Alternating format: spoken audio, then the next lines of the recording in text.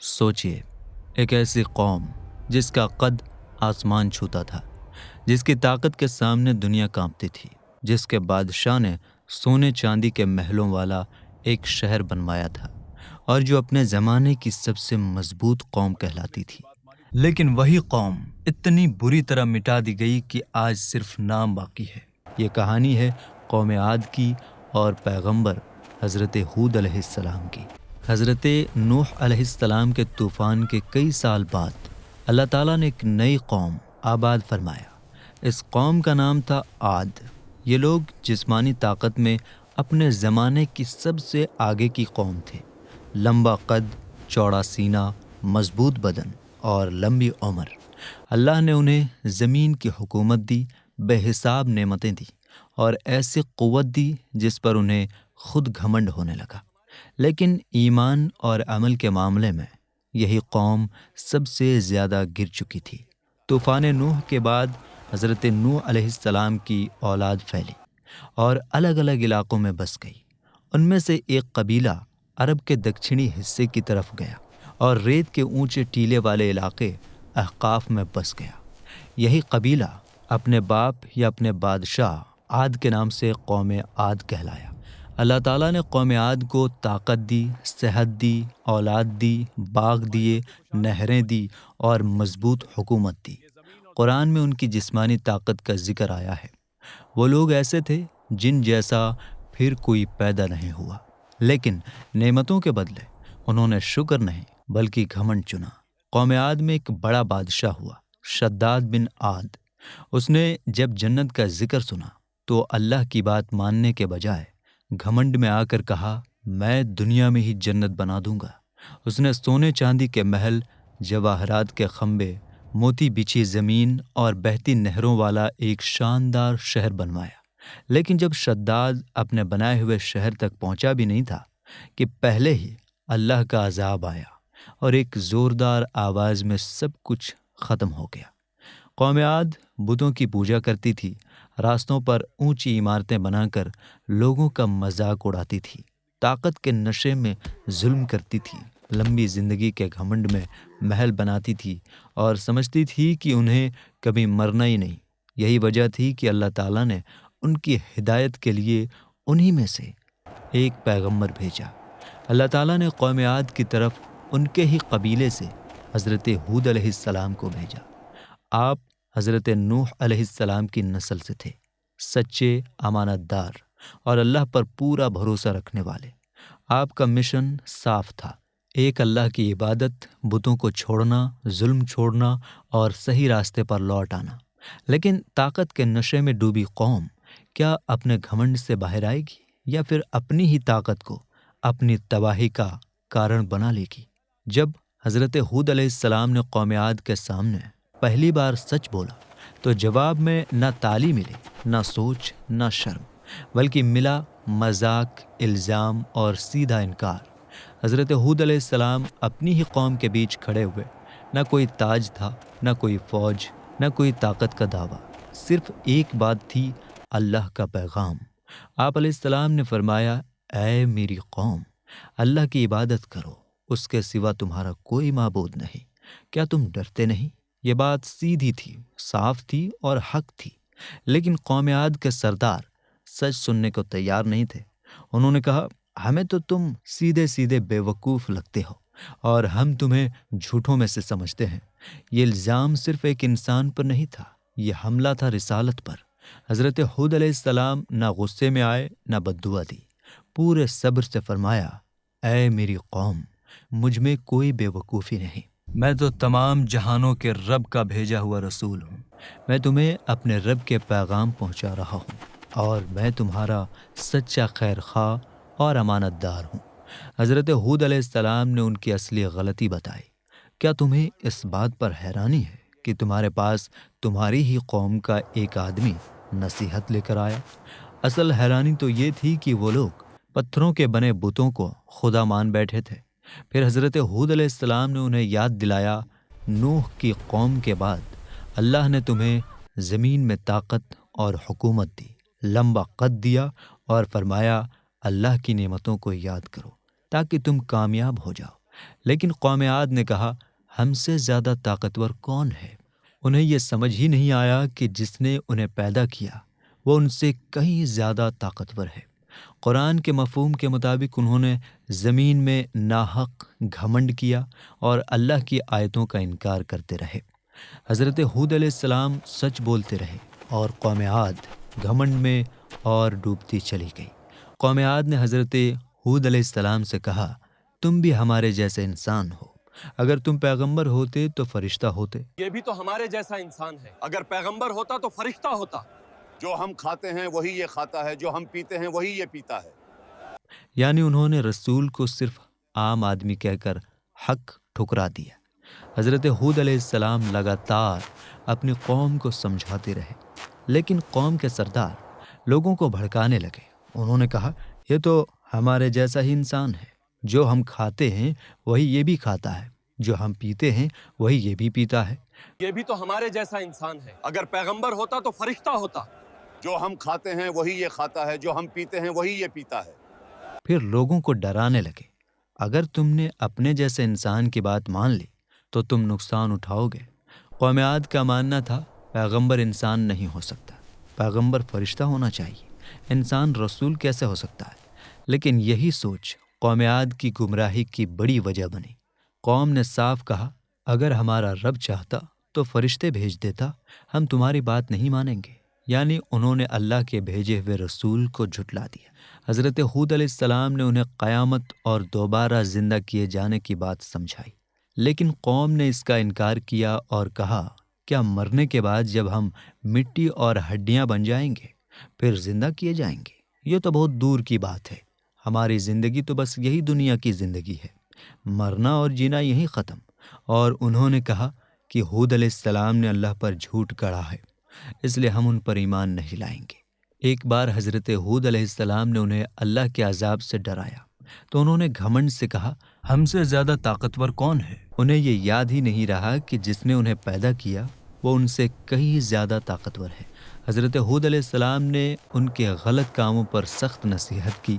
ہر اونچی جگہ پر بیکار عمارتیں بنانا، راستوں پر بیٹھ کر لوگوں کو پریشان کرنا، طاقت کے دم پر ظلم کرنا، ایسے محل بنانا جیسے ہمیشہ رہیں گے، لوگوں کو پکڑ کر بے رحمی سے مارنا۔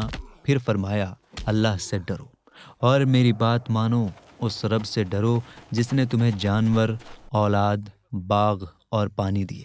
قوم عاد نے کہا ہمیں کوئی فرق نہیں پڑتا، تم نصیحت کرو یا نہ کرو، یہ سب پرانے لوگوں کی کہانیاں ہیں، ہم پر کوئی عذاب نہیں آئے گا۔ قوم عاد نے اپنے پیغمبر سے کہا اگر تم سچے ہو تو جس عذاب کی دھمکی دیتے ہو وہی ہم پر لے آؤ۔ اگر سچے ہو تو عذاب لے آؤ۔ لگتا ہے ہمارے کسی خدا نے اسے نقصان پہنچا دیا ہے۔ اس کے بعد قوم نے نصیحت سے منہ پھیر لیا اور عذاب کی مانگ پر اڑ گئی۔ حضرت ہود علیہ السلام برسوں تک سمجھاتے رہے، لیکن قوم عاد نہ مانی، نہ جھکی، نہ شرمندہ ہوئی۔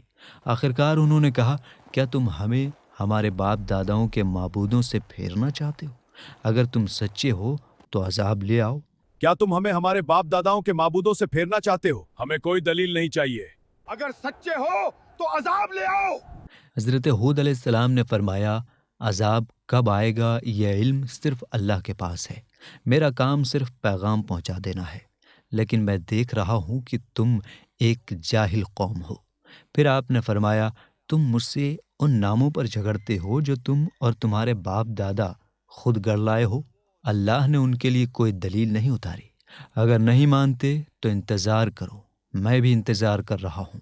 جب قوم نے پھر بھی توبہ نہ کی تو اللہ تعالیٰ نے ان پر 3 سال تک بارش روک دی، زمین سوکھ گئی، قحط پھیل گیا اور ان کی عورتیں اولاد سے محروم ہو گئیں۔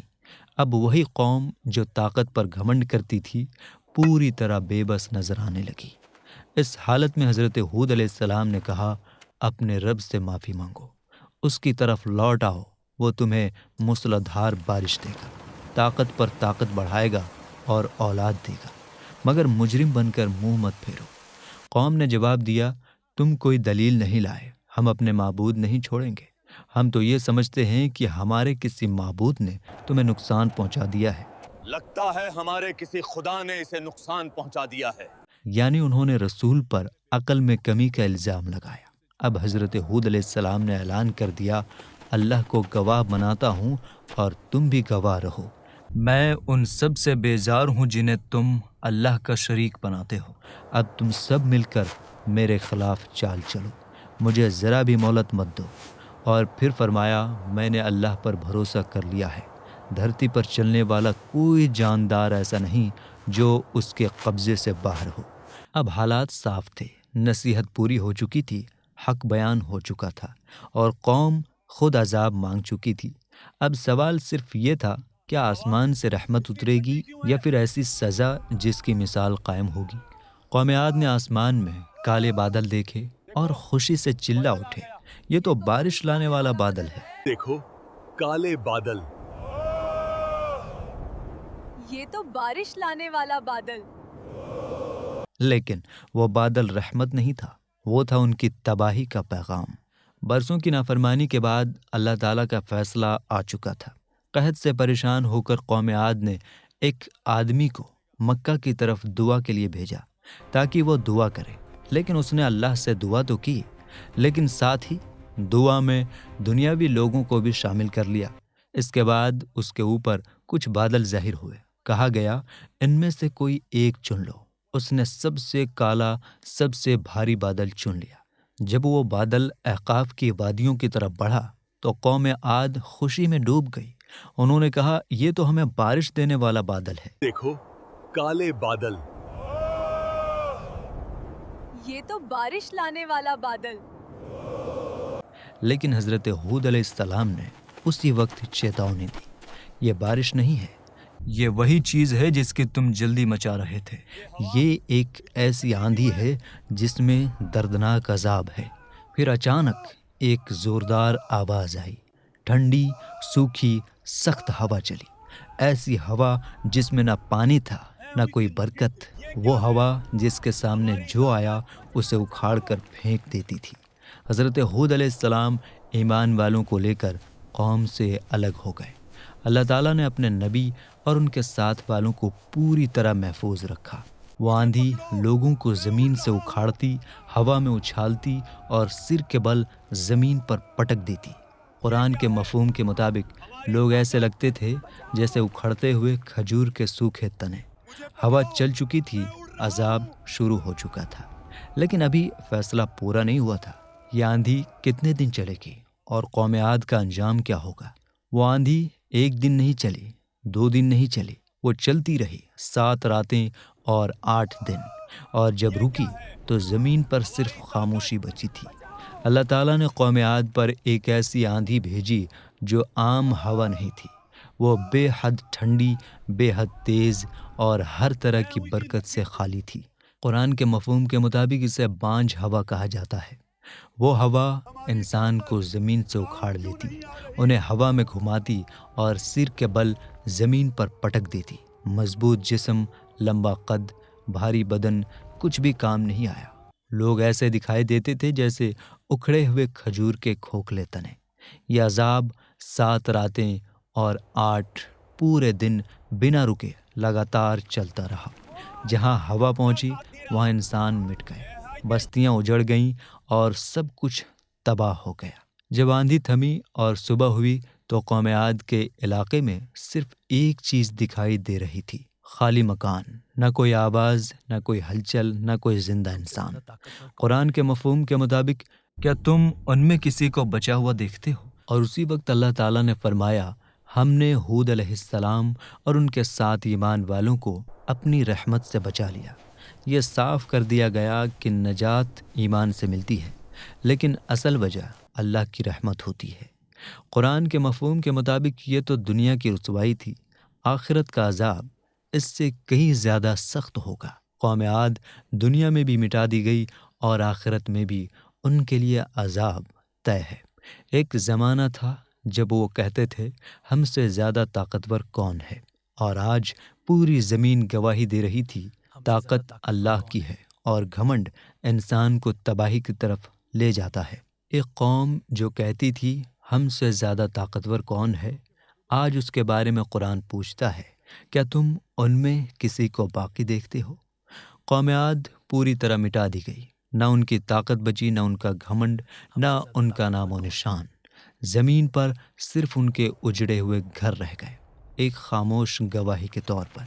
اللہ تعالیٰ نے حضرت ہود علیہ السلام اور ان کے ساتھ ایمان لانے والوں کو اپنی رحمت سے بچا لیا۔ قرآن کے مفہوم کے مطابق ہم نے ہود کو اور ان کے ساتھ والوں کو اپنی رحمت سے نجات دی اور انہیں سخت عذاب سے بچا لیا۔ یہاں ایک بات صاف ہوتی ہے، نجات کا ذریعہ ایمان ہے، لیکن اصل نجات اللہ کی رحمت سے ملتی ہے۔ قوم کے ہلاک ہونے کے بعد حضرت ہود علیہ السلام ایمان والوں کو ساتھ لے کر مکہ مکرمہ تشریف لے آئے۔ روایتوں کے مطابق جب کسی نبی کی قوم ہلاک ہو جاتی تو وہ نبی مکہ میں آ کر اللہ کی عبادت میں مشغول ہو جاتے۔ حضرت نوح، حضرت ہود، حضرت صالح اور حضرت شعیب علیہ السلام سب کا یہی طریقہ رہا۔ ایک روایت کے مطابق حضرت ہود علیہ السلام کا وصال مکہ مکرمہ میں ہوا اور آپ کی قبر زمزم اور حجر اسود کے درمیان ہے، جبکہ حضرت علی کرم اللہ تعالی وجہ الکریم سے مروی ایک روایت کے مطابق آپ کی قبر یمن کے علاقے حضرموت میں ہے۔ دونوں روایتیں علماء کے یہاں موجود ہیں۔ اللہ تعالیٰ نے قوم عاد کے انجام کو قرآن میں بار بار بیان فرمایا تاکہ آنے والی نسلیں اس سے سبق لیں۔ قرآن کے مفہوم کے مطابق یہ وہی عاد ہیں جنہوں نے اپنے رب کی آیتوں کا انکار کیا، اس کے رسولوں کی نافرمانی کی اور ہر سرکش ظالم کی بات مانی۔ اور پھر پوچھا گیا تو کیا تم ان میں کسی کو باقی دیکھتے ہو؟ یہ وہ گناہ تھے جن کی وجہ سے قوم عاد عذاب کا شکار بنی۔ اللہ کا انکار، بتوں کی پوجا، باپ داداؤں کی اندھی پیروی، گناہوں پر ضد، توبہ اور استغفار سے انکار، ظالم سرداروں کی پیروی، نبی اور مومنوں کو تکلیف دینا، ان کا مذاق اڑانا، طاقت پر گھمنڈ، لوگوں پر ظلم، بے رحمی سے پکڑ اور مار، راہگیروں کو ستانا، لمبی لمبی امیدیں، اللہ کی نعمتوں کی ناشکری۔ اس پوری کہانی سے جو سیکھ نکلتی ہے وہی قرآن کی سیکھ ہے۔ طاقت اللہ کی امانت ہے، گھمنڈ انسان کو اندھا کر دیتا ہے۔ نبی انسان ہوتے ہیں مگر اللہ کے خاص چنے ہوئے۔ نصیحت کو ٹھکرانا عذاب کی طرف پہلا قدم ہے اور اللہ کی رحمت صرف ایمان والوں کے لیے ہے۔ قوم عاد آج صرف ایک کہانی نہیں، وہ قرآن کی ایک زندہ چیتونی ہے ان لوگوں اور قوموں کے لیے جو طاقت پا کر اللہ کو بھول جاتے ہیں۔